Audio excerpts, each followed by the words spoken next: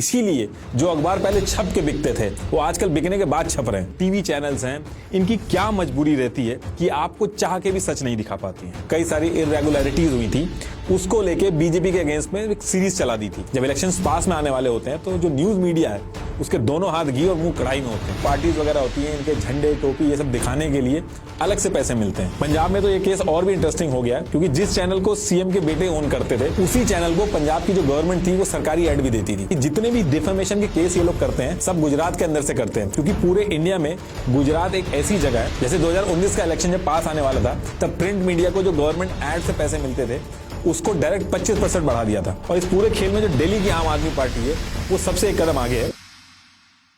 देखिए, आज की डेट में हम कहते हैं कि न्यूज मीडिया जो है वो बिक चुका है। और ऐसा तो है नहीं कि सिर्फ एक ही पॉलिटिकल पार्टी के पास पैसा है, पैसा तो हर गवर्नमेंट और हर पॉलिटिकल पार्टी के पास है। तो सिर्फ पैसे की बात होती तो हर पॉलिटिकल पार्टी के अपने अपने न्यूज चैनल होते, लेकिन ऐसा तो है नहीं। जनरली हम लोग क्या करते हैं कि न्यूज एंकर जो होते हैं उनको गाली दे के बात खत्म कर देते हैं, लेकिन ये लोग तो बस एम्प्लॉइज हैं जिनके हाथ में कुछ नहीं है। असली गेम तो कुछ और है जिनके बारे में कभी बात नहीं होती, लेकिन आज इस वीडियो में हम इसी चीज के बारे में डिस्कस करेंगे।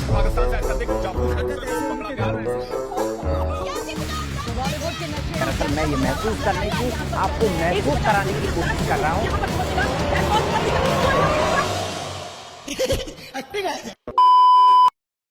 तो इन सारी चीजों को समझने के लिए इसका पूरा स्ट्रक्चर समझना बहुत जरूरी है। मेनली जो इन्फॉर्मेशन हमारे पास फ्लोट होती है वो न्यूज़पेपर्स, टीवी चैनल्स और न्यूज एजेंसीज जो होती है उनके थ्रू होती है। और भी कई तरीके हैं जैसे रेडियो, मैगजीन, सोशल मीडिया, लेकिन देश का जो ओपिनियन है मेनली वो इन्हीं तीन चीजों से मिलकर बनता है। और पॉलिटिकल पार्टीज भी इन तीनों चीजों को कंट्रोल करना चाहती हैं। अब आप में से कुछ लोग कह सकते हो कि न्यूज़पेपर और टीवी न्यूज चैनल्स के बारे में तो हमने सुना है, लेकिन ये न्यूज एजेंसीज क्या होती हैं? तो देखिए, न्यूज एजेंसीज जो होती हैं वो काफी बड़े लेवल पे ऑपरेट करती हैं और न्यूज निकालती हैं और उस न्यूज को इन न्यूज़पेपर और न्यूज चैनल्स को बेचती हैं। यहां तक कि सरकारी न्यूज चैनल जो हैं जैसे डीडी न्यूज वगैरह वो भी इसी न्यूज एजेंसी से न्यूज लेते हैं। न्यूज एजेंसी का जो स्ट्रक्चर होता है वो काफी बड़ा होता है, इनका ऑपरेशन बहुत ही बड़ा होता है। पूरे वर्ल्ड में इनके ऑफिसेज और रिपोर्टर्स होते हैं। इंडिया की न्यूज एजेंसी की बात करें तो press trust of India PTI, Uni United news of India, आपने एएनआई का नाम सुना होगा, एशियन न्यूज इंटरनेशनल, ये इंडिया की न्यूज एजेंसीज हैं। अगर मैं पीटीआई का एग्जांपल लूं तो पीटीआई की खुद की सैटेलाइट है। गवर्नमेंट से लेके the Hindu, NDTV, times of India, Indian express, ये सब पीटीआई के सब्सक्राइबर हैं। तो ये जो न्यूज एजेंसीज हैं ये न्यूज निकालती हैं और अपने सब्सक्राइबर्स को बेचती हैं। इनके जो सब्सक्राइबर्स हैं वो गवर्नमेंट से लेके बड़े बड़े न्यूज़पेपर और टीवी चैनल्स हैं। तो ये जो टीवी न्यूज चैनल होते हैं, न्यूज़पेपर होते हैं, ये अपने बजट के हिसाब से उतने रिपोर्टर्स रखते हैं और बाकी की जो न्यूज होती है वो डायरेक्ट न्यूज एजेंसी से खरीद लेते हैं। जैसे आप सुनते होंगे कि एजेंसी के हवाले से खबर आ रही है तो वो खबर इसी न्यूज एजेंसी की होती है। जैसे ये पेज द प्रिंट का है लेकिन साइड में लिखा है पीटीआई, मतलब कि ये न्यूज यहां से ली गई है। आप देखते होंगे एएनआई का जो माइक है वो हर न्यूज फुटेज में दिखता होगा, तो एएनआई फुटेज लेके टीवी न्यूज चैनल्स को बेच देता है। और अभी लास्ट एक साल से पीटीआई जो है वो भी वीडियोस में आ गया, तो वो भी फुटेज वगैरह देता है। तो अगर किसी को पूरे देश के ओपिनियन पे कंट्रोल करना है तो न्यूज एजेंसीज, न्यूज़पेपर और टीवी चैनल्स तीनों पे कंट्रोल करना होगा। ये तीनों अगर चालें तो लोगों को सरकार के सपोर्ट या फिर अपोज में खड़ा करने का दम रखती हैं, क्योंकि आम जनता जो होती है वो खुद थोड़ी लोकेशन पे जाके इंफॉर्मेशन कंफर्म करती है, वो तो इन सब के थ्रू जो बताया जाता है वही मानती है। अब अगर ये तीनों मिलकर बैक टू बैक न्यूज देने लगे कि अगले क्वार्टर में इंडिया सुपर पावर हो जाएगा, तो आप अलग अलग डिपार्टमेंट में आरटीआई डाल के खुद सारा डेटा नहीं कंफर्म करते हो, आप मान लेते हो। न्यूज मीडिया जो होती है वो किसी भी देश के लिए सबसे इंपॉर्टेंट चीज होती है, इसलिए इसको फोर्थ पिलर ऑफ डेमोक्रेसी भी बोला जाता है। गवर्नमेंट का असली ऑपोजिशन जो होता है वो मीडिया ही होता है। दुनिया भर की गवर्नमेंट जब वॉर वगैरह पे जाती हैं तो सोल्जर से पहले न्यूज मीडिया को रेडी करती हैं, ताकि लोगों को समझाया जा सके कि ये वॉर करना कितना ज्यादा इंपॉर्टेंट है देश के लिए। जब हमारा देश आजाद हुआ तो महात्मा गांधी जी ने इंडियन ओपिनियन नाम से एक अखबार चलाया था, नेहरू जी ने नेशनल हेराल्ड नाम से एक न्यूज़पेपर चलाया था, ताकि वो लोगों को असलियत समझा सकें कि वो जो गरीबी में जी रहे हैं, गुलामी में हैं, वो अपनी गलतियों की वजह से नहीं है बल्कि अंग्रेजों की गलतियों की वजह से है। तभी सारे लोग एकजुट हो पाए। अगर आज की तरह उस टाइम पे अखबार ब्रिटिशर्स के हाथों बिक जाते तो बड़ी आसानी से सबको समझा दिया जाता कि ईस्ट इंडिया कंपनी देश के लिए कितनी बेनिफिशियल है। जब एक पॉलिटिकल पार्टी न्यूज मीडिया को कंट्रोल कर लेती है तब वो लोगों को वो चीज भी इनडायरेक्टली समझा पाती है जो वो खुलेआम नहीं बोल सकती है। आप जो वोट देते हो किसी कैंडिडेट को, वो आप देते हो बेस्ड ऑन इंफॉर्मेशन अवेलेबल उस कैंडिडेट के बारे में। अगर वो इंफॉर्मेशन ही गलत हो तो आपको लग रहा है कि आप अपनी मर्जी से वोट दे रहे हो, लेकिन आपसे वोट डलवाया जा रहा है। तो अब डिस्कस करते हैं कि ये जो न्यूज़पेपर हैं, न्यूज एजेंसीज हैं, टीवी चैनल्स हैं, इनकी क्या मजबूरी रहती है कि आपको चाह के भी सच नहीं दिखा पाती हैं। तो पहले न्यूज़पेपर की बात करें तो टाइम्स ऑफ इंडिया जो है वो इंडिया का सबसे बड़ा न्यूज़पेपर है और पूरी दुनिया में सबसे ज्यादा बिकने वाला इंग्लिश न्यूज़पेपर है। टाइम्स ऑफ इंडिया का एक न्यूज़पेपर करीब 48 पेजेस का होता है जो 5 रुपए में बिकता है। इस 5 रुपए में से 40% यानी कि 2 रुपए डिस्ट्रीब्यूटर और ट्रांसपोर्ट का होता है, न्यूज़पेपर बॉय वगैरह जो होते हैं। इसके अलावा एक पेज को प्रिंट करने की कॉस्ट 25 पैसे के करीब लगती है, तो 48 पेजेस के हिसाब से 12 रुपए तो प्रिंटिंग के लग जाते हैं। तो अभी जो मैंने न्यूज एजेंसी के बारे में बताया था, तो उनसे न्यूज लेते हैं, उसकी कॉस्ट और स्टाफ की कॉस्ट जो होती है वो करीब 3 रुपए के करीब पड़ती है। तो टाइम्स ऑफ इंडिया जो न्यूज़पेपर 5 रुपए का बेचता है, अगर आप उसको कैलकुलेट करोगे टोटल, तो 2 रुपए डिस्ट्रीब्यूटर के, 12 रुपए प्रिंटिंग के और 3 रुपए जो है वो न्यूज एजेंसी और स्टाफ के, तो ये उसको 17 रुपए का पड़ता है। तो अब क्वेश्चन ये है कि ये जो बाकी का पैसा है ये क्या अपनी जेब से भरते हैं? तो देखिए ऐसा नहीं है, बाकी का जो पैसा बचता है वो एक न्यूज़पेपर को एडवर्टीजमेंट से पूरा करना होता है। तो मोटा मोटी ये समझाने का मतलब ये है कि न्यूज़पेपर जो है अगर उसको सर्वाइव करना है तो एडवर्टीजमेंट उसके लिए सब कुछ बन जाता है। अब आप ये भी कह सकते हो कि जो एडवर्टीजमेंट है इसको सब कुछ क्यों बनाना, 17 रुपए लगते हैं तो आप न्यूज़पेपर को 20 रुपए में बेच दो और अपना प्रॉफिट बना लो। तो देखिए ऐसा भी नहीं किया जा सकता। टाइम्स ऑफ इंडिया ने जनवरी 2022 से जून 2022 तक डेली 16 लाख न्यूज़पेपर घर घर में जाके भेजे। तो अगर वो न्यूज़पेपर का दाम बढ़ा के इसको पूरा करने की कोशिश करेंगे तो उसका सर्कुलेशन कम हो जाएगा और उनको बुरी तरीके से नुकसान होगा। और जो एडवर्टाइजर्स आते हैं वो भी नहीं आएंगे। बस एक द हिंदू जो न्यूज़पेपर है वो 10 रुपए का बिकता है और वो इसलिए बिकता है क्योंकि उसकी एक लॉयल ऑडियंस है और यूपीएससी वगैरह की जो प्रिपरेशन करते हैं वो भी इसको बहुत ज्यादा पढ़ते हैं। इसके बाद जितने भी न्यूज़पेपर हैं वो सारे कम में ही बिकते हैं। पहली चीज तो यह कि जब टाइम्स ऑफ इंडिया ही कम में बेच रहा है तो बाकी न्यूज़पेपर की भी मजबूरी हो जाती है उसको कम में बेचना, क्योंकि अगर ऐसा नहीं करेगा वो तो कोई और लेगा ही नहीं उसको। अब देखिए जो एडवर्टाइजर है जो पैसा देके अपना ऐड करवा रहा है न्यूज़पेपर के अंदर, वो उसी न्यूज़पेपर को प्रेफरेंस देता है जिस न्यूज़पेपर के ऑडियंस की परचेजिंग पावर ज्यादा होती है। तो ऐसा माना जाता है कि जो इंग्लिश बोलते हैं और पढ़ते हैं उनकी परचेजिंग पावर ज्यादा होती है, तो इंग्लिश न्यूज़पेपर के ऐड जो होते हैं वो ज्यादा महंगे होते हैं। और क्योंकि एडवर्टाइजर्स का फोकस जो है वो उन न्यूज़पेपर्स पे होता है जिनकी ऑडियंस की परचेजिंग पावर ज्यादा होती है, तो हिंदी न्यूज़पेपर हो या फिर इंग्लिश न्यूज़पेपर हो, जो प्रिविलेज ऑडियंस है जो न्यूज़पेपर खरीद के पढ़ सकती है, उसी ऑडियंस के हिसाब से न्यूज़ सर्व करता है। और वैसे भी ये जो 5 रुपए का जो न्यूज़पेपर है भले ही कम लगे, लेकिन एक गरीब मजदूर, किसान और पिछड़े इलाकों के लोगों के लिए ये 5 रुपए भी बहुत महंगे होते हैं। तो ऐसे केस में जो न्यूज़पेपर है ये एक प्रोडक्ट बन जाता है जिसकी ऑडियंस गरीब लोग नहीं है बल्कि प्रिविलेज लोग हैं जो न्यूज़पेपर खरीद सकते हैं। इसलिए न्यूज़पेपर के अंदर जो न्यूज़ होती हैं जैसे कि Bollywood, sports, celebrity gossip, business leaders, ये सारी न्यूज़ जो होती है प्रिविलेज रीडर्स के लिए ही होती है। और देश का जो काफी बड़ा गरीब तबका है वो पूरी तरीके से कट जाता है न्यूज़पेपर की खबरों से। मुंबई, दिल्ली, बैंगलोर में 1 घंटे भी अगर बारिश हो जाए उस पर घंटों कवरेज चलती है, लेकिन छोटे छोटे गांव अगर पूरी तरीके से भी पानी में डूब जाए तो कोई नहीं पूछता है। टाइम्स ऑफ इंडिया देश का सबसे बड़ा न्यूज़पेपर होने के बाद भी उसका 2018 का जो रेवेन्यू है वो 10,000 करोड़ था और उसका जो प्रॉफिट था वो 681 करोड़ था। और ये जो प्रॉफिट मैं आपको बता रहा हूं देश के इतने बड़े न्यूज़पेपर के हिसाब से काफी कम है। इंडिया के सबसे बड़े न्यूज़पेपर से ज्यादा तो एक बल्ब बनाने वाली कंपनी कमा लेती है। और ये एक बहुत ही डेंजरस सिचुएशन है क्योंकि जो न्यूज़पेपर कंपनी देश के एक बड़े तबके का ओपिनियन बना रही है और उसके बाद भी प्रॉफिट नहीं बना पा रही है, तो ऐसे केस में उसको कंट्रोल करना छोटे मोटे पॉलिटिशियन और बिजनेस के लिए भी बहुत आसान हो जाता है। अब आप ये भी कह सकते हो कि ये तो प्योर बिजनेस है, तो इसमें पॉलिटिकल पार्टीज और गवर्नमेंट के इशारों पर ये लोग क्यों नाचते हैं? तो थोड़ा सा वेट करिए, अभी आपको समझाता हूं मैं। अब देखिए न्यूज़पेपर तो फिर भी काफी हद तक कमा लेता है, लेकिन टीवी न्यूज चैनल जो है उनका तो इनसे भी बुरा हाल है। आपका जो टीवी सर्विस प्रोवाइडर है उसकी वेबसाइट पे जाइएगा और न्यूज चैनल के जो मंथली सब्सक्रिप्शन है उसके रेट चेक करिएगा। आधे से ज्यादा न्यूज चैनल जो है वो तो फ्री में चल रहे हैं और जो बाकी हैं वो 1 से 2 रुपए मंथली लेते हैं। और ये मैं दिन का नहीं बता रहा हूं, मंथली लेते हैं 1 से 2 रुपए। वहीं स्पोर्ट्स और एंटरटेनमेंट चैनल जो हैं वो 10 रुपए से 25 रुपए तक लेते हैं। अगर मैं व्यूअरशिप की बात करूं तो ये देखिए, ये वीकली डेटा है। एंटरटेनमेंट और स्पोर्ट्स चैनल जो हैं वो व्यूअरशिप में बहुत आगे हैं, इसलिए यहां पे भी सारा जो एडवर्टीजमेंट है वो स्पोर्ट्स चैनल और एंटरटेनमेंट चैनल के पास चला जाता है। अब देखिए एक न्यूज चैनल चलाने में करोड़ों रुपए लगते हैं, लेकिन सब्सक्रिप्शन से इनकी कॉस्टिंग पूरी नहीं हो सकती है। और जो टीवी एडवर्टीजमेंट होते हैं वो भी व्यूअरशिप की वजह से एंटरटेनमेंट और स्पोर्ट्स चैनल्स हैं उनके पास चले जाते हैं। और इसके बाद भी अगर एक न्यूज चैनल गरीबों के मुद्दे दिखाएगा और किसानों की बातें करेगा तो उसकी व्यूअरशिप और गिर जाती है। तो इसलिए मसाला और भूत प्रेत की जो न्यूज होती है उसको दिखा के लोग व्यूअरशिप मेंटेन करते हैं ताकि एड्स कम से कम थोड़े बहुत तो आते रहें। अगर हम बाहर के देशों के न्यूज चैनल्स की बात करें तो वो अपनी 70% कमाई जो है वो टीवी चैनल्स के सब्सक्रिप्शन से ही पूरा कर लेते हैं। उनकी डिपेंडेंसी एडवर्टीजमेंट पे उतनी नहीं है जितनी इंडिया के अंदर है। बाहर के न्यूज चैनल डॉक्यूमेंट्री वगैरह भी काफी हाई क्वालिटी बनाते हैं ताकि जिन लोगों ने उनको सब्सक्राइब किया उनको क्वालिटी कंटेंट मिले।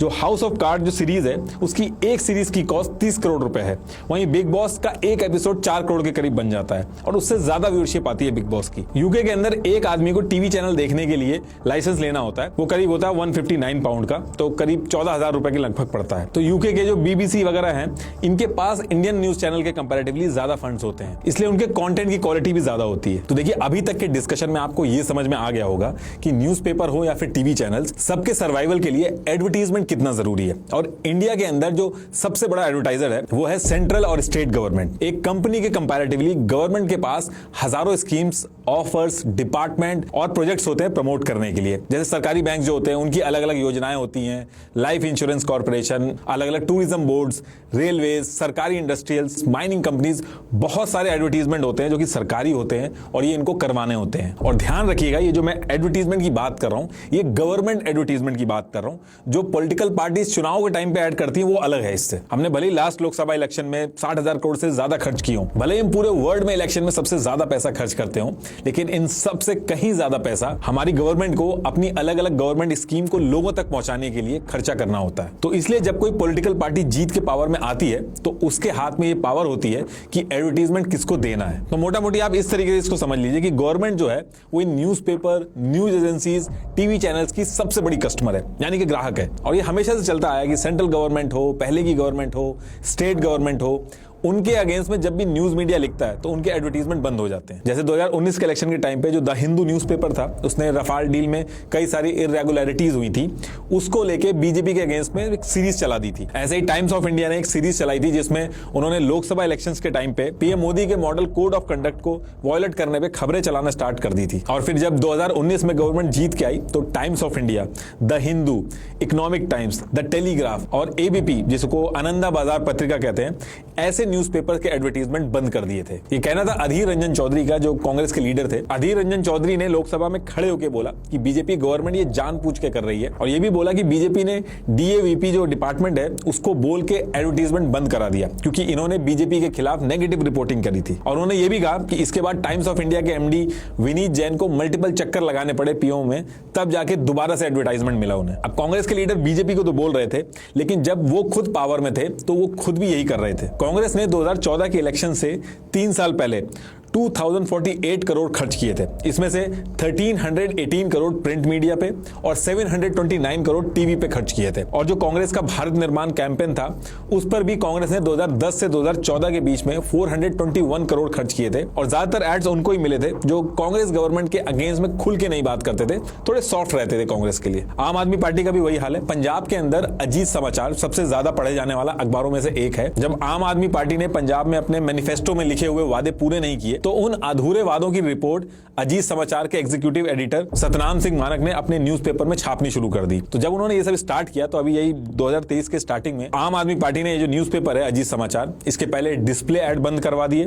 फिर जो टेंडर वाले एड्स थे उनको बंद करवा दिया, और जो गवर्नमेंट के प्रेस नोटिस वगैरह आते थे जो सबको मिलते थे वो भी बंद करवा दिए। अब अजीत समाचार जो न्यूज़पेपर है उसको फाइनेंस मैनेज करने में बहुत दिक्कत आ रही है, और आज की डेट तक इनके ऐड दोबारा से नहीं चालू किए गए हैं। आम आदमी पार्टी ने सेम यही चीज पंजाबी ट्रिब्यून के साथ भी की थी, लेकिन वो जल्दी समझ में आ गया उनको, तो उनके ऐड जो थे वो शुरू कर दिए गए थे। लेकिन अजीत समाचार के एग्जीक्यूटिव एडिटर सतनाम सिंह जो है वो खुलेआम कह रहे हैं कि आम आदमी पार्टी के जिन मुद्दों पर हम रिपोर्ट कर रहे हैं उसको इनडायरेक्टली करने के लिए मना किया गया, और अगर हम ये करते रहेंगे तो हमें ऐड कभी नहीं मिलेंगे। ऐसे ही उत्तर प्रदेश का एग्जांपल लें तो अप्रैल 2020 और मार्च 2021 में एक साल के अंदर 160.31 करोड़ सिर्फ टीवी ऐड पे खर्च किए गए।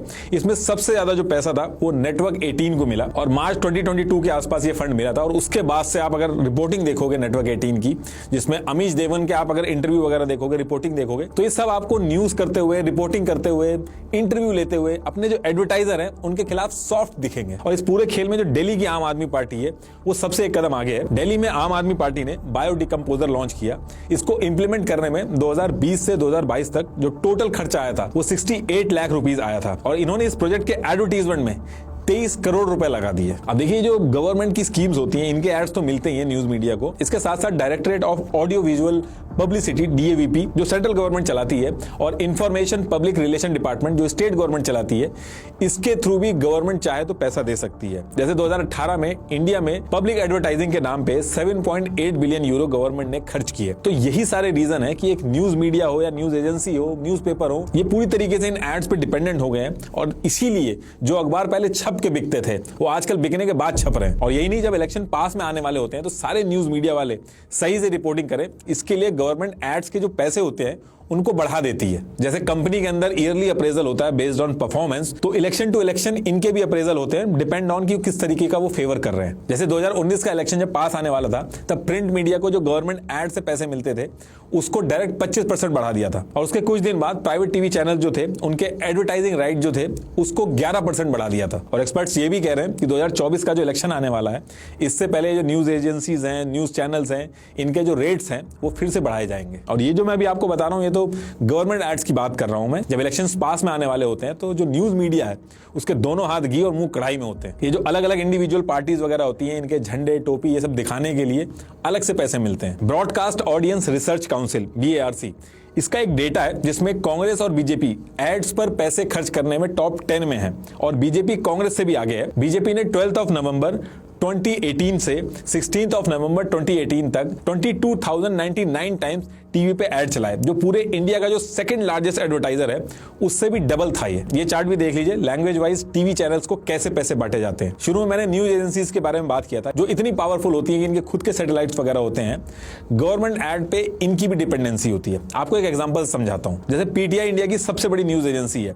इसने 2020 में गलवान वाला जो इशू चल रहा था इसने चाइनीज एम्बेसडर का इंटरव्यू लिया इंडिया के अंदर ही। अब देखिए जो चाइनीज एम्बेसडर है वो चाइना का ही महिमा मंडन करेगा और इंडिया की कमियां गिनवाएगा, तो उसने वैसे ही किया। लेकिन पीटीआई जो इंटरव्यू ले रहा था उसने हार्ड हिटिंग क्वेश्चंस नहीं पूछे। अगर आप वो इंटरव्यू देखोगे तो इधर से पीटीआई वाले कुछ काउंटर ही नहीं कर पा रहे थे, खाली 3 बेसिक क्वेश्चन पूछे उन्होंने और साफ लग रहा था जैसे पहले से ही वो क्वेश्चंस डिसाइडेड हो। और जो चाइनीज एम्बेसडर था वो बैक टू बैक कमी निकाल रहा था इंडियन गवर्नमेंट की और इंडिया की बुराई कर रहा था। अब इसका जो नुकसान था वो गवर्नमेंट का हुआ। एक तरफ गवर्नमेंट कह रही है कि 1 इंच जमीन भी हमने नहीं दी है अपनी, हमारी कोई गलती नहीं है, और उधर चाइनीज एम्बेसडर इतने बड़ी न्यूज एजेंसी पीटीआई बहुत बड़ी न्यूज एजेंसी है उसके सामने इंडियन गवर्नमेंट की बुराई कर रहा है। गवर्नमेंट को यह बात अच्छी नहीं लगी। उनका कहना था कि चाइना जो है वो तो इंडियन एम्बेसडर को कभी अलाउ नहीं करता इंटरव्यू के लिए, और पीटीआई की वजह से देश की जो इमेज है वो खराब हुई है। तो अब इसके बाद हुआ क्या, देखिए पीटीआई का जो मेन कस्टमर है वो है पराशर भारती। पराशर भारती जो है उससे इतना पैसा लेती है, आरटीआई एक डाली गई थी तो उसमें पता चला था कि इतना पैसा लेती है, ये उस आरटीआई की कॉपी है। तो इसके बाद पराशर भारती ने लेटर लिखा पीटीआई से और कहा कि जो आप कर रहे हो इसके बाद हमें अपने रिलेशन जो है वो रीइवैल्यूएट करने होंगे। और इस इंसिडेंट के बाद आप अगर देखोगे तो जो बाकी की न्यूज एजेंसीज हैं जैसे ANI वगैरह है इनको इंपॉर्टेंस ज्यादा मिलने लगी। सारे मिनिस्टर्स के जो इंटरव्यू हैं वो ANI पे मिलने लगे। तो इस तरह से गवर्नमेंट इनको हैंडल करती है। देखिए न्यूज चैनल्स को सर्वाइव करने के लिए काफी कुछ करना होता है, और मान लीजिए आप पढ़ाई करके एक न्यूज चैनल को ज्वाइन करते हैं और कहते हैं कि हम सच्चाई का आईना दिखाएंगे, हम ये सब रिपोर्टिंग नहीं करेंगे, तो दूसरे ही दिन आपको हटा के किसी और को जगह दे दी जाएगी। और बाकी कहीं भी अगर आप जॉब करेंगे तो बाकी न्यूज चैनल के साथ भी तो वही है, तो आपका जो करियर है वही दाव पे लग जाएगा। और जो न्यूज चैनल रूलिंग गवर्नमेंट के अगेंस्ट में ज्यादा रहते हैं तो प्राइवेट कंपनीज जो है वो भी बचती है उनको ऐड देने के लिए, ताकि जो रूलिंग गवर्नमेंट है उससे उनकी बात ना खराब हो जाए। अच्छा, ये जो एडवर्टीजमेंट का पूरा गेम है इसमें कभी कभी ऐसा भी होता है कि गवर्नमेंट को उल्टा चुना भी लग जाता है। ये जो अलग अलग पार्टियों के कार्यकर्ता वगैरह होते हैं जो अपनी प्रोफाइलों में समाज सेवक वगैरह लिख के घूमते हैं, तो ऐसा भी केस हुआ है कि कुछ सिचुएशन में कार्यकर्ता अपनी पार्टियों को भी धोखा दे देते हैं पैसा बनाने के लिए। 2015 में directorate of advertising and visual publicity DAVP ने एक ऐसे ही रैंडम इंक्वायरी की कि जो गवर्नमेंट पैसा देके ऐड करवा रही है ये किसको किसको जा रहा है उसको चेक करने की कोशिश की। उन्होंने लाइन से एडवर्टाइजिंग लिस्ट जो थी उस पर नंबर मिलाना चालू किया, तो कोई नंबर तो लॉन्ड्री शॉप का निकला, कोई कॉल सेंटर का निकला। एक्चुअल में न्यूज़पेपर जो थे वो एग्जिस्ट ही नहीं करते थे, लेकिन गवर्नमेंट से ऐड के पैसे लेके ये जो समाज सेवक थे ये समाज भक्षक का काम कर रहे थे। अब देखिए होता क्या है कि अगर ऐड के पैसे से भी कुछ न्यूज एजेंसीज या न्यूज़पेपर कंट्रोल में नहीं होते हैं तो फिर गवर्नमेंट यूज करती है SLAP स्लैप स्ट्रैटेजी, यानी कि strategic law suits against public participation. इस स्ट्रैटेजी के थ्रू जो जर्नलिस्ट या फिर न्यूज एजेंसीज इन बड़े बड़े लोगों के खिलाफ या पॉलिटिशियंस के खिलाफ लिखते हैं या फिर उनकी बात नहीं सुनते हैं उनके खिलाफ back to back case file किए जाते हैं डिफेमेशन के। और ये जो केस किए जाते हैं इनका मकसद जीतना या हारना नहीं होता है बल्कि परेशान करना होता है कि इतना हरास कर दो कि वो लिखना ही छोड़ दें। अब मान लो कि दिल्ली के अंदर कोई जर्नलिस्ट है और वो गवर्नमेंट के अगेंस्ट में या फिर बड़े बड़े बिजनेसमैन है उनके अगेंस्ट में लिख रहा है, तो उसको एक जगह से नहीं बल्कि मल्टीपल जगह से उसके खिलाफ डिफेमेशन किया जाता है। जैसे चंडीगढ़, असम, अलग अलग जगह से उसको ऊपर डिफेमेशन केस किया जाएगा। एक एग्जांपल समझाता हूं कि मैं कहना क्या चाह रहा हूं। अगर आपको याद हो तो एक IIPM करके एक इंस्टीट्यूट था जो हर जगह उसके ऐड चलते थे, जिसको अरिंदम चौधरी चलाते थे। तो इस इंस्टीट्यूट में एक दिक्कत थी कि ये इंस्टीट्यूट ना तो UGC यूनिवर्सिटी ग्रांट्स कमीशन ना तो इससे एफिलिएटेड था और ना ही AICTE all India council for technical education, ना ही इससे एफिलिएटेड था। लेकिन उसके बाद भी ये बच्चों से मोटा पैसा लेके डिग्री वगैरह दे रहा था। लाखों बच्चों का फ्यूचर इस पे दांव पे लगा था। तो 2005 में आउटलुक ने कहा कि IAPM अनएथिकल एडवर्टाइजिंग प्रैक्टिस कर रहा है, स्टूडेंट्स का जो फ्यूचर है वो दिक्कत में आ सकता है। और फिर इसके बाद IAPM ने इसी स्लैप स्ट्रेटेजी का यूज किया। IAPM ने आउटलुक के खिलाफ डिफेमेशन केस किया, फिर कैरावन मैगजीन है उसके ऊपर डिफेमेशन केस किया, उसके बाद करियर 360 उसके ऊपर, उसके जो पब्लिशर थे महेश्वर पेरी उसके ऊपर केस किया। और जब ये केस करते थे मल्टीपल केस करते थे, खुद एज अ कंपनी भी केस करते थे और इनकी कंपनी के अंदर जो एम्प्लॉइज थे उनको भी पैसे देके उनसे भी केस करवाते थे। और जहां का जर्नलिस्ट होता था वहां से दूर केस किए जाते थे। मान लो दिल्ली का है तो उसके ऊपर जो केस हो गए वो चंडीगढ़, आसाम, अलग अलग जगह से होगी, ताकि जो जर्नलिस्ट है उसको पहले तो लॉयर ढूंढने में दिक्कत आए, फिर फाइनेंशियल बर्डन उसका बढ़ जाए। जहां वो एक लॉयर कर सकता था उसको मल्टीपल लॉयर करने पड़ेंगे। इस तरीके से हरास करना चालू किया। तो मोटा मोटी ऐसे समझिए कि एक जर्नलिस्ट या न्यूज एजेंसी की कॉस्ट इतनी बढ़ा दो कि वो आपके बारे में लिखना ही बंद कर दे। और यही सेम चीज IAPM के साथ भी हुई। इसने इतने केस बैक टू बैक करे और इतने सारे लोगों पे करे कि एक टाइम ऐसा आ गया था कि कोई भी न्यूज एजेंसी इतना कुछ देखने के बाद भी लिख ही नहीं पा रही थी इनके खिलाफ। और आगे चल के ये लोग केस जीते भी, लेकिन उसका कोई फायदा नहीं हुआ, क्योंकि उतने टाइम तक ये लोग हरास हो चुके थे और जो खबरें थी वो बाहर आना बंद हो गई थी। और यही सेम स्ट्रेटेजीज बड़ी कंपनीज जो होती हैं, पॉलिटिकल पार्टीज होती हैं, गवर्नमेंट होती हैं, ये न्यूज मीडिया और जर्नलिस्ट के खिलाफ यूज करती है अगर वो उनके कंट्रोल से बाहर हो जाते हैं। जैसे अनिल अंबानी के खिलाफ बहुत सारी न्यूज आ रही थी, तो 2018 जनवरी के बाद फाइनेंशियल टाइम्स, ब्लूमबर्ग और इंडियन पब्लिकेशन जैसे the Economic Times, the Financial Express, the Week, the Tribune, NDTV, इन सब के ऊपर बैक टू बैक केस किए जब तक लिखना बंद नहीं किया इन्होंने। इसमें अडानी जी भी पीछे नहीं है, उन्होंने भी 2017 में इकोनॉमिक और पॉलिटिकल वीकली के ऊपर डिफेमेशन केस किया। अडानी पावर राजस्थान लिमिटेड ने न्यूज क्लिक वेबसाइट जो है उसके ऊपर केस किया। 3 अगस्त 2021 को Adani port and special economic zone limited ने अहमदाबाद कोर्ट में इकोनॉमिक टाइम्स के ऊपर केस कर दिए। कई ऐसे फ्रीलांस जर्नलिस्ट भी थे जैसे रवि नायर वगैरह, 19 अगस्त 2021 को उनके ऊपर भी डिफेमेशन केस कर दिए। और फिर ये ट्रेंड ऐसा चलता है कि जब तक केस होते हैं जब तक लिखना बंद ना हो जाए। और ये केस भी तभी बंद हुए जब लिखना बंद हो गया। और जब ये लोग केस करते हैं, चाहे बड़ा पॉलिटिशियन या बड़ा बिजनेसमैन, तो ये लोग बहुत ही बड़ा अमाउंट का केस करते हैं, जैसे 10,000 करोड़ का मानहानि का दावा। अब रूल ये कहता है कि जितने का आप केस करोगे उसका 1% आपको कोर्ट के अंदर जमा कराना पड़ेगा। मान लो आप 10,000 करोड़ का डिफेमेशन केस कर रहे हो तो आपको 100 करोड़ जो है वो कोर्ट के अंदर जमा करना पड़ेगा। इन केस वो आप केस हारते हो तो आपको देना पड़ेगा। अब केस आप जीतोगे आगे या नहीं जीतोगे ये तो किसी को नहीं पता, तो इतना अमाउंट तो कोई रिस्क पे डाल नहीं सकता। और जो इनकी इंटेंशन है वो भी केस जीतने हारने की नहीं है, इनकी जो इंटेंशन है वो परेशान करने की, इतना परेशान करो कि लिखना बंद हो जाए। तो इसका भी इन्होंने एक तोड़ निकाल रखा है कि जितने भी डिफेमेशन के केस ये लोग करते हैं सब गुजरात के अंदर से करते हैं, क्योंकि पूरे इंडिया में गुजरात एक ऐसी जगह है जहां पे मैक्सिमम फीस जो आप डिफेमेशन के लिए कर सकते हो वो 75,000 ही कर सकते हो। मतलब कि आप 10,000 का भी डिफेमेशन केस कर सकते हो, बस आपको 75,000 रुपए जमा करने हैं। तो ज्यादा अमाउंट रिस्क पे नहीं रहता है। वर्स्ट केस सिनेरियो में केस हार भी जाए तो 75,000 रुपए चले जाते हैं। लेकिन इन सब चीजों की वजह से इतना हरासमेंट होता है, इतने वकील लगते हैं, इतना ट्रैवल, इतना पैसा लगता है कि जो मीडिया इंडस्ट्री है और जो जर्नलिस्ट वगैरह है वो लिखना बंद कर देते हैं। तो ये स्लैब स्ट्रेटेजी है, ये भी यूज करते हैं लोग। अब एडवर्टीजमेंट का जो पैसा है उसको देके भी अगर मीडिया कंट्रोल में नहीं आता है, डिफेमेशन के केसेस जो है डरा धमका के उससे भी अगर मीडिया कंट्रोल में नहीं आता है, तो नेक्स्ट ऑप्शन आता है उसको खरीदने का। मीडिया कंसोलिडेशन के बारे में आप एक सर्च मारिएगा तो आपको पता चलेगा। इसमें बेसिकली ये है कि कुछ लोग पूरे मीडिया को कंट्रोल करके पूरे देश का ओपिनियन डिसाइड करते हैं। अब देखिए होता क्या कि बाकी इंडस्ट्री जो है उसके मुकाबले मीडिया कंपनीज जो है वो छोटी हैं, भले ही हजारों करोड़ कमाती हूं लेकिन उनके कंपैरेटिवली काफी छोटी हैं। 2007 और 2008 का जो इकोनॉमिक बूम आया था उसमें बाकी कंपनीज तो बहुत ज्यादा ग्रो करी, लेकिन न्यूज मीडिया कंपनी जो थी उनका जो बिजनेस मॉडल था वो उतना इफेक्टिव नहीं था, तो वो हमेशा कर्जे में ही रहती थी। और यही वो टाइम था जब बड़े बड़े पॉलिटिशियंस, बड़े बड़े बिजनेसमैन ये न्यूज मीडिया को खरीदना शुरू किया इन्होंने। इंडिया के अंदर जितने भी न्यूज चैनल हैं उनमें से 1/3 या तो पॉलिटिशियन ओन करते हैं या फिर बिजनेसमैन ओन करते हैं जो पॉलिटिशियन से बहुत ही क्लोजली लिंक्ड है। और पहले के टाइम पे जब लोकल केबल डिस्ट्रीब्यूशन सिस्टम था तो उस टाइम पे तो लगभग 60% लोकल पॉलिटिशियन जो थे वो उसको ओन करते थे। ये देखिए ये है पूरा चार्ट कि कौन किसको चलाता है। लेकिन ये भी इनफ ना हो तो मैं और बता देता हूं कि कौन सा न्यूज चैनल को कौन सा बिजनेसमैन या फिर पॉलिटिशियन ओन करता है। ये लोग किसी NGO या किसी समाज सेवा वाली कंपनी को ओन करें ना करें, लेकिन इनका इंटरेस्ट न्यूज मीडिया कंपनी में बहुत रहता है। नेटवर्क 18 इसके पास CNBC आवाज, CNN न्यूज 18, न्यूज 18 इंडिया और CNBC TV 18 जैसे न्यूज चैनल्स हैं। और firstpost.com और moneycontrol.com जैसी वेबसाइट थी, ये भी इनके पास थी। न्यूज 18 के पास तो फॉर्ब मैगजीन जो है उसको छापने तक के लाइसेंस थे इंडिया के अंदर।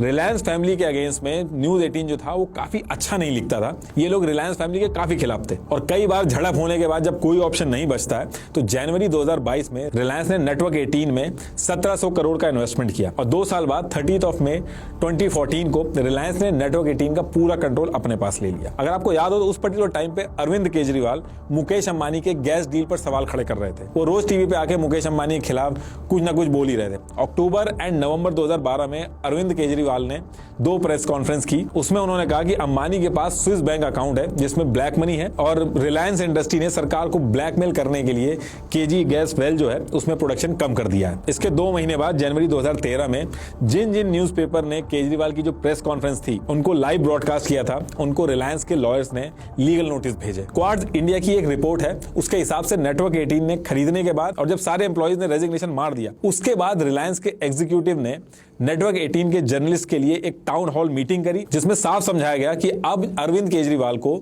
न्यूज मीडिया के अंदर दिखाने की कोई जरूरत नहीं है। इसी तरह जो बाकी चैनल्स हैं उनमें भी बड़े बड़े कॉर्पोरेट हाउसेस का पैसा लगा है। तो ये तो मैंने एक एग्जांपल के लिए बताया। इसी तरीके से बाकी जो न्यूज चैनल हैं उसमें भी बड़े बड़े कॉर्पोरेट हाउसेस का पैसा लगा है, जैसे कि इंडिया टुडे ग्रुप जो है जिसमें आज तक, इंडिया टुडे, ललन टॉप और न्यूज तक जैसे चैनल्स हैं, इसका 23.6% हिस्सा कुमार मंगलम बिरला और उनकी फैमिली ओन करती है। इसी तरीके से एशिया नेट न्यूज जो है उसको राजीव चंद्रशेखर ओन करते हैं जो बीजेपी से एसोसिएटेड है और अभी सेंट्रल गवर्नमेंट में ministry of state of skill development and entrepreneurship and electronics and information technology के मिनिस्टर। इन्होंने रिपब्लिक टीवी में भी शुरू में इन्वेस्ट किया था और डायरेक्टर भी थे, हालांकि अभी इन्होंने छोड़ दिया। जो लोग मत है उसको दारदा फैमिली के विजय दारदा जो 3 बार कांग्रेस पार्टी की तरफ से एमपी भी बने हैं वो ओन करते हैं। ऐसे पंजाब में जो अकाली दल के प्रमुख हैं सुखबीर सिंह बादल और उनकी फैमिली पीटीसी न्यूज नेटवर्क को ओन करती है। इसके अलावा यही family cable TV distribution network को भी ओन करती है। पंजाब में तो ये केस और भी इंटरेस्टिंग हो गया क्योंकि जिस चैनल को सीएम के बेटे ओन करते थे उसी चैनल को पंजाब की जो गवर्नमेंट थी वो सरकारी एड भी देती थी और वो भी तब जब वो चैनल बिल्कुल जस्ट लॉन्च हुआ था। उसकी व्यूअरशिप वगैरह क्या है उसका कुछ पता नहीं था,